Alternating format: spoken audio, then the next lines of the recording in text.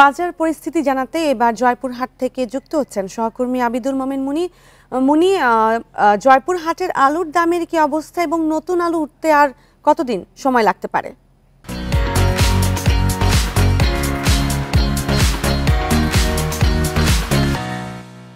দেখুন, জয়পুরহাটে পাইকারি আলুর বাজারে যেটা পাইকারি মিল গেট যেটা বিক্রি হচ্ছে সেটা ৫৫ থেকে ৬০ টাকা কেজি দরে এবং বাজারে ৭০ টাকা কেজি দরে খুচরো বিক্রি হচ্ছে এই অবস্থায়। আর বেশি হওয়ার কারণ হিসেবে যেটা জানা গেছে যে মৌসুমী শুরুতে আগাম জাতের আলু কৃষকরা আগে ভাগে যেটা হলো জানুয়ারি, গত বছর জানুয়ারি পর্যন্ত বিক্রি করেছে। সুতরাং কম উৎপাদন নিয়েই কিন্তু এই যাত্রা শুরু করেছিল জয়পুরহাটের আলু। মাঝপথে জয়পুরহাটে যে ১৯টি হিমাগারে মজুত রয়েছিল ১,৭৮,০০০ মেট্রিক টন, কিন্তু বর্তমানে এই যে আলু মজুত রয়েছে প্রায় ৮ থেকে ১০%, যার অধিকাংশই বীজ আলু।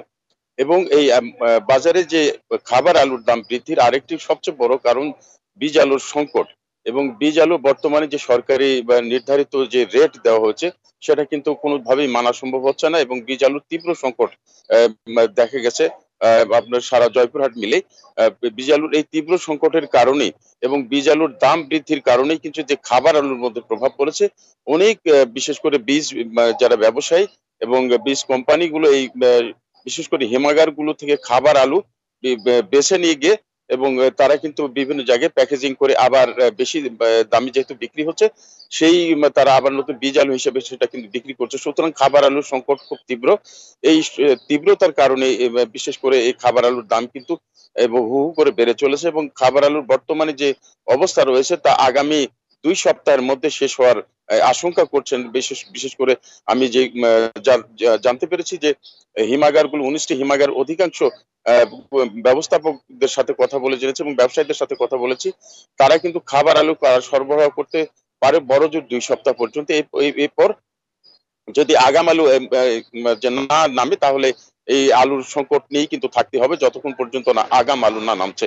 এবং আগাম আলুর কথা যেটা বিষয়টি জানতে চাচ্ছেন সেটা হলো ডিসেম্বরের প্রায় ৩য় সপ্তাহ থেকে বিশেষ করে আগাম আলু যে বাজারে নামে।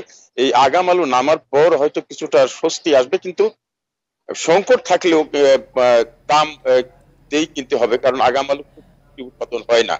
তো এই ছিল জয়পুরহাটের আলুর বাজার নিয়ে আমার কাছে সর্বশেষ তথ্য। জয়পুরহাট থেকে বাজার পরিস্থিতি নিয়ে জানাচ্ছেন আবিদুল মোমেন মুনি।